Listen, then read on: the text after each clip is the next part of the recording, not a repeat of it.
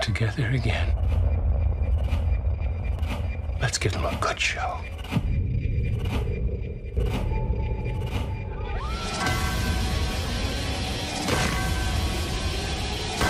I'm ready. The Exorcist, all new Friday at night, 8 Central on Fox. It's a real pleasure to be here. Hi, guys. Now, I was just watching that trailer, and I was like, that is terrifying. That is really scary. And he goes, it's not that scary. It is scary. I mean, when you're shooting that, I mean, it's fun more than scary. But I'll tell you something. When I was about to start shooting the show, I thought, oh, the atmosphere on set is going to be dense and obscure. And actually, it was totally the opposite. It was, we had a blast shooting that show in Chicago. Besides Ben Daniels, he's great. Gina Davis, who is an amazing actress. She was so generous on set and outside of set. So it was a real honor to be part of that show. Yeah. So let's kind of go back to the beginning of your career. You are a megastar in Mexico, and you also were a pop star for a little while. You were a part of a group. Yes. You have to, RBD, anybody? Tell us a little bit about where you got your start and how you've come to be now on a show like The Exorcist. You know, I was, at the beginning, I wanted to study aviation. So I was going to enter into school in San Antonio, Texas. So I sent all the papers that I had to send, and I received that they accepted me. So, but I was also in an amateur theater company, and every single person that was there, they were going to do a casting for a movie in Mexico. So we all went there, and I got the part. And after that, I received another opportunity to do a TV show, which was called, it was a soap opera in Mexico. And after that TV show, I received another invitation to do another show, which was called Rebelde. It was a massive show in Latin America. We had the opportunity to travel to Brazil, to Argentina, Chile. We toured all over the US. We went to Spain, Romania, Serbia, Slovenia. So it was an amazing experience.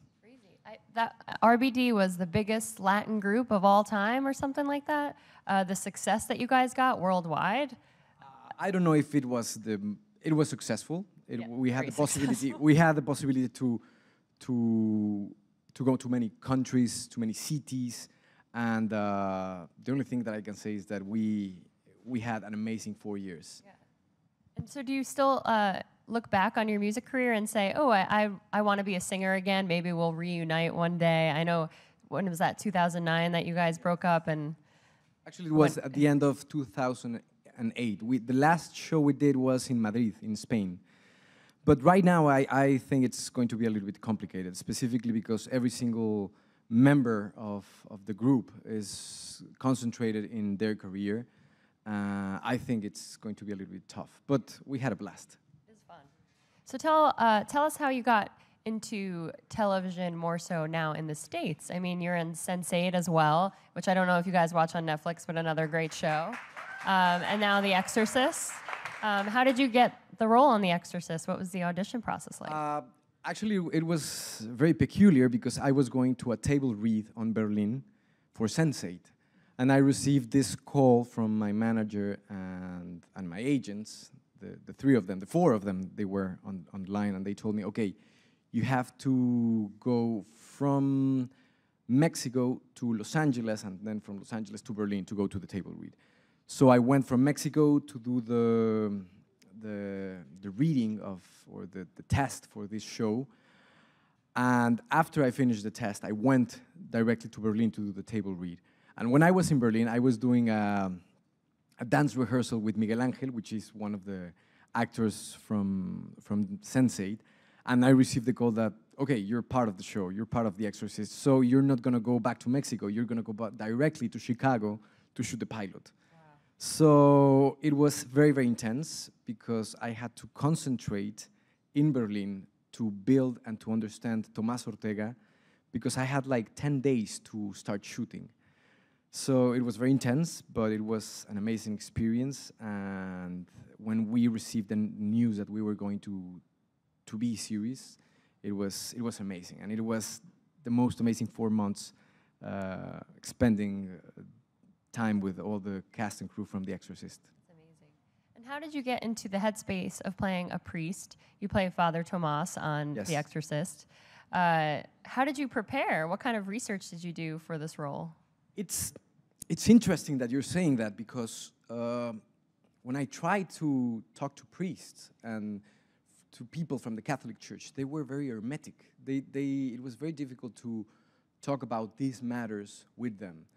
So the only possibility that I had was to, in a certain way, understand very well who Tomas was, what was the background of Tomas. And thanks to that, and if you understand very well your character, you can react to any external stimuli in a very good way. And also we had the possibility and the opportunity to do all that table work as a team. So we had Rupert Wyatt, which was the director of the pilot, also Rollin Jones, he was the producer, but he was very, very involved in the writing process.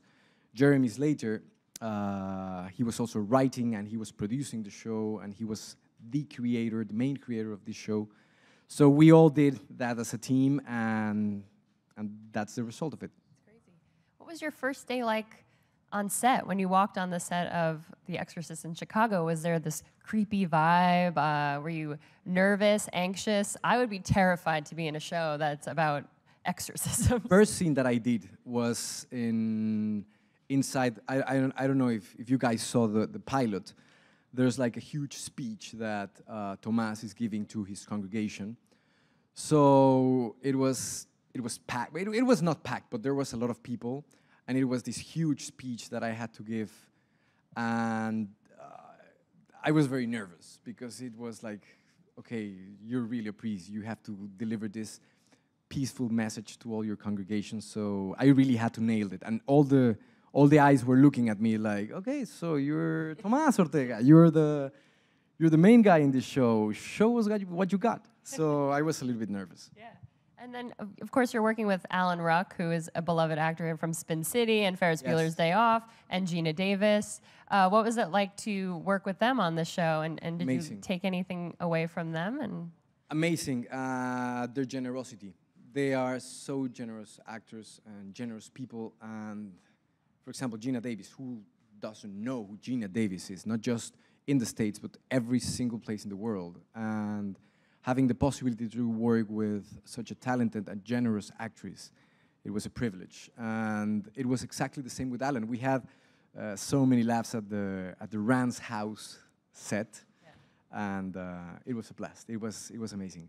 I actually knew Alan Ruck was my friend from theater camp. Was really? her dad. So I always knew Alan Ruck growing up, and he's a gem. I love him so much. Yeah. I love seeing him in this role. It's such like a fun, different role for him from his complex at the same time, because he has to portray this. He has like this physical issue, but it's very subtle. And the way Alan portrayed that was amazing, but very subtle. So he was doing an amazing job, and it was a pleasure to see him work. Yeah. And for those who haven't seen The Exorcist yet, you should be watching it. It's really well done. But it follows this family, the Rance family, and their daughter who is overtaken by a demon, correct? That's right. Hannah Gasulka, she did also an amazing work. I don't know if you watched the show, but episode 5 was very, very intense, specifically for her. She had to go through these long hours of makeup at the trailer, so I remember we had to arrive. We arrived like at 10 a.m., so she had to arrive like, I don't know, 6 a.m. So it was very, it was very tough for her, but she did an amazing job too. Yeah. So there's that whole aspect of it, but then there's this aspect of the Friars of Ascension, which is also an interesting storyline. You know, the show is about exorcisms, of course, but it's also about, I feel like, people battling their own demons. That's right. You know, Father Tomas breaks his vows and with a lady called Jessica. What did you feel when you read that part of the script and how he was kind of grappling with who he was and who he was becoming? Because he is a beloved character in this world where people look to him for guidance. And You know, one of the strengths of this show, in my personal opinion, is the scripts. And I think that's the most important backbone of every single project. And I think that what Jeremy and what all the writers wanted to show or portray was that, okay, we were battling these negative entities and we were battling these demons, but also what happens with those inner demons that we have, that every single person in the world has, like fears, doubts, and those are like little demons that attack us. And in this specific show, those fears and doubts are like little gates that let those bigger demons to enter. So I think that the show is very grounded. The characters are also very grounded too. We have very three-dimensional relationships with each other, with each one another. So yeah, definitely, we have to fight our own demons, and Tomas Ortega is not the exception. He has to fight his doubts, his fears, and it's like this path of the warrior. He has to discover his strength to fight this massive negative entity. yeah. What's the hardest part for you about playing this character? Well, the language, number one. But at the same time, to really connect with that negative part of Tomas.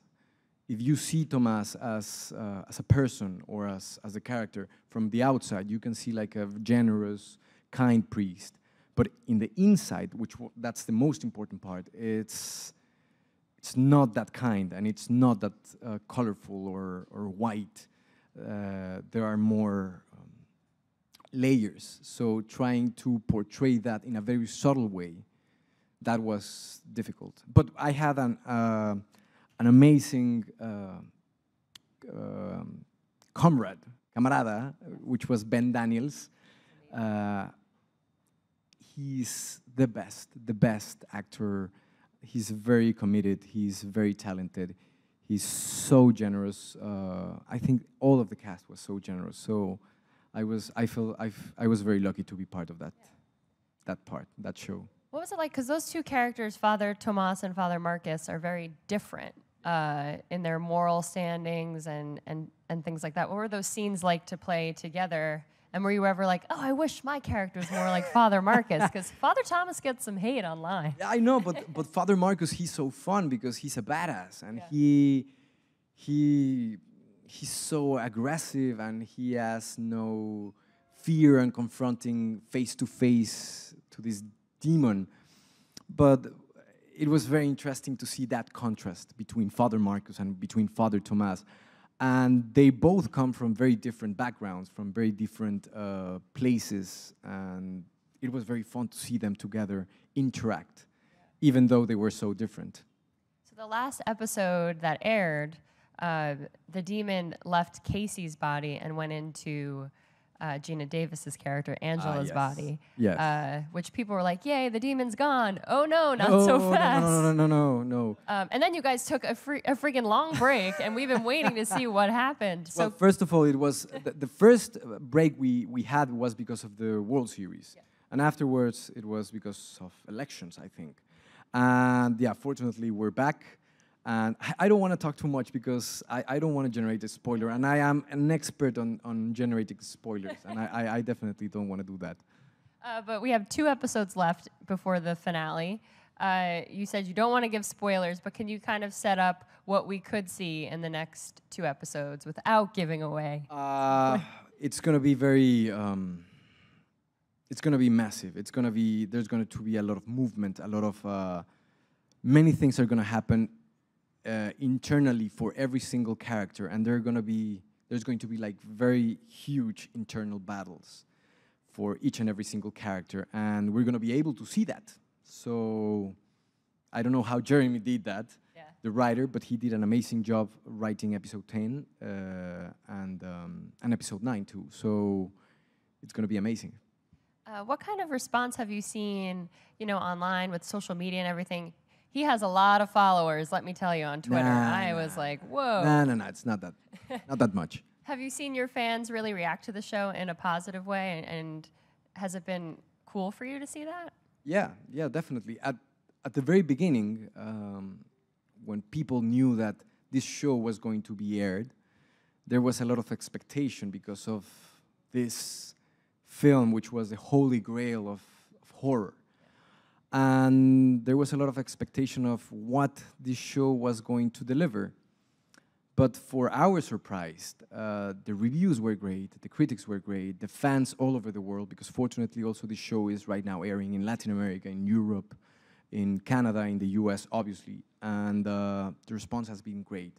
And we have had massive support in social media, in Twitter, Instagram, Snapchat. They're like this hashtag, Renew the Exorcist. So thank you very, very much for the support. This is a great opportunity to say that to all the people that are watching The Exorcist. And thank you very, very much. Yeah, it's a great show. And it must have been crazy to get on a network show in a primetime spot, you know, being on Fox. What's it been like for you to, you know, come to this part in your career where... I was really amazed that Fox was looking for a Mexican actor that was really from Mexico, and I really applaud that from Fox, and I am very, very thankful. And I think that one of the also strengths of this show is the multicultural possibilities that this content has, and I feel great. It was an honor. Have you noticed any of your other projects, your past projects, you know, being on one of these streaming sites or getting a newfound following over the last few years with things like Netflix? You know, Sense8 is on Netflix. Have you seen any of that where people are discovering your old work by seeing you on The Exorcist and saying, who is this guy? I want to know what he's done. Yes, many times on social media, on Twitter. It's like, the guy from Sense8 is the guy from Rebelde, but wait. But the guy from Sense8 is also the guy from The Exorcist, but the guy from The Exorcist is the guy from Rebelde, so I'm confused. And yeah, it's... And Poncho. There's going to be Poncho. Poncho, it's a nickname, so if you're from Mexico, if you're from Latin America, and your name is Alfonso, hi. And if your name is Alfonso, your nickname is Poncho. So if you're here in the States, if you're Robert, then you're Bobby. It's the same, but Alfonso, Poncho, yeah. I never knew that. Nice little fun fact we're learning here on Build today. Yeah. Can you talk a little bit, too, about being a part of Sense8 and what it's been like to be, you know, you're on Fox with this show, and then you're on Netflix, which is another huge platform right now. What's that experience been like? Great. And having also the possibility to work with Lana, with Lily, with James, they were directors that revolutionized the way of making and portraying cinema. They did Matrix. So that's, I remember when I was 16 years old, I didn't want to go to school because I saw Matrix so many times. And it was mind-blowing to think that probably 17 years later, I was going to work with them. So it was crazy, and it was an amazing opportunity, and I felt so blessed. And also, Netflix has revolutionized the way of seeing contents. So it was a revolutionary story with revolutionary directors, with a revolutionary platform. So I was very lucky, and I feel very lucky. Yeah, and season 2's coming, right, next year? Actually, we're gonna have a 2-hour special in Christmas. Well, a little bit before Christmas, the 23rd of December. Sorry, December. And the rest of the season is gonna be aired in May. Oh, nice! Looking forward to that. And what about The Exorcist? Is this, you know, will the finale kind of finish this series, or could we see it come back for more seasons? I hope that happens.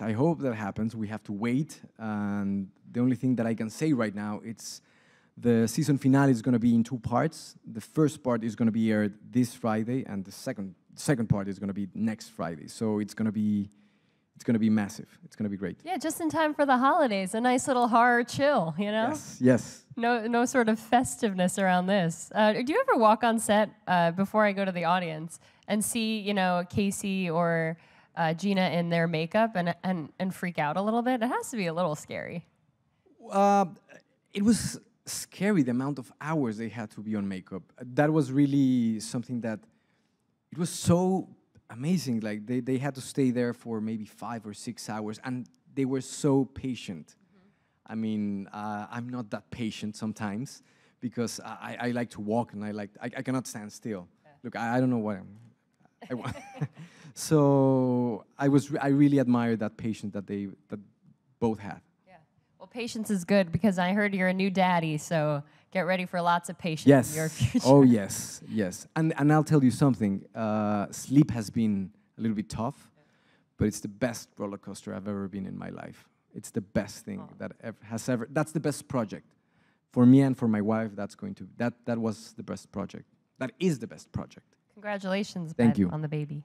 I do want to go to the audience for some questions, so let's start right here. Poncho, first of all, congratulations, because, well, when I was a teenager, I used to see, and now seeing you here is like, oh, wow, I feel proud of you. So, really, congratulations. Thank you. So, my question... Probably you were the one, but he was in Rebelde, but now he's... No, but I watched in Rebelde, and that was, that was pretty nice, yeah. So my question is, did you take something from your personal life that to represent in the Exorcist or something? I talked a little bit to Jeremy and to Rolin, and specifically and to Hannah, because there were some scenes in Spanish, and I was their Spanish translator / I was writing stuff in Spanish for them to put into the show. But from my personal life, no. I think that Tomas and me, we are very different, fortunately. But yes, I was giving some advices in terms of how to write and do certain things in Spanish. That must be exciting, though, to play a character that's so different from who you are in real life, because then that means you're really acting, you know? That's really hard work. and also, in a certain way, you have to embrace your character and to defend your character, even though sometimes you do not agree with what he's doing.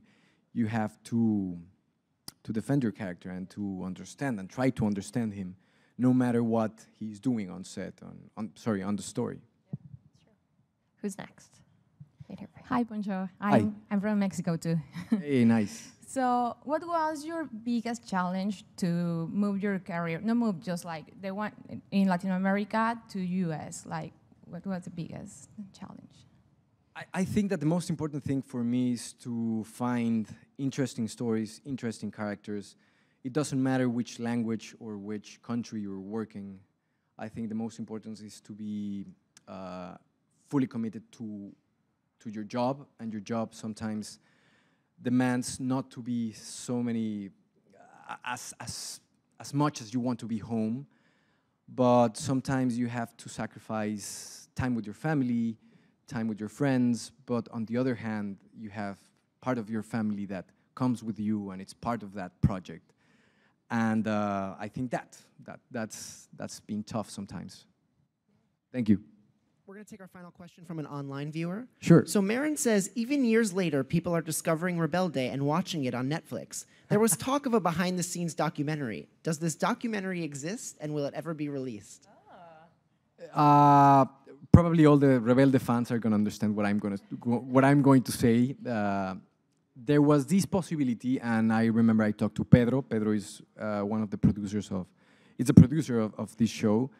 And he really wanted to do that, but I don't know in what stage that is. So hopefully we're going to see that soon. I don't know. That'd be cool. Ooh, fans are freaking out. Well, if you are fans of Alfonso's past work, you should be watching The Exorcist, which airs on Fridays, correct, at 9 p.m.? That's right. 2 more episodes left, guys, so you better be binge watching this week. I'll be after you. Thank you, Alfonso. Thank you very much. Thank you. Thank you for being here.